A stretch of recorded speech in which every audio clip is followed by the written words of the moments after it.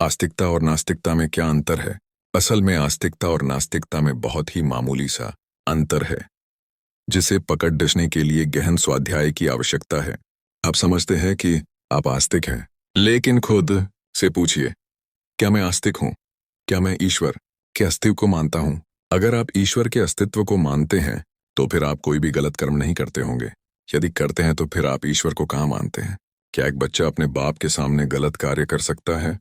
यदि नहीं तो फिर आप कैसे ईश्वर से छुपे रह सकते हैं? और यदि आप सोचते हैं कि आप ईश्वर की आंखों में धूल झोंक देंगे, तो फिर आप बहुत बड़ी गलतफहमी में हैं। यदि स्वयं से ईमानदारी से प्रश्नोत्तरी की जाए तो हम पाएंगे कि हम भी छुपे हुए नास्तिक हैं।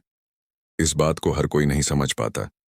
जिसने समझ लिया वह इसे हृदयंगम नहीं कर पाता, और जो इसे हृदयंगम करने की कोशिश करता है उसके सामने इतनी समस्याएं आती है कि वह स्वयं को कमजोर महसूस करता है।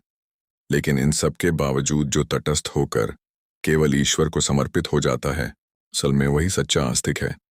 इस लेख को पारख कर हो सकता है आपको लगे कि आप नास्तिक हैं, लेकिन मैं ना तो आपको निराश करना चाहता हूं, न ही नास्तिक बनाना चाहता हूं। मैं केवल इतना चाहता हूं कि आप झूठी आस्तिकता के भ्रम को तोड़ें और सच्ची आस्तिकता को अपनाएं, जैसा कि इस चोर के साथ हुआ।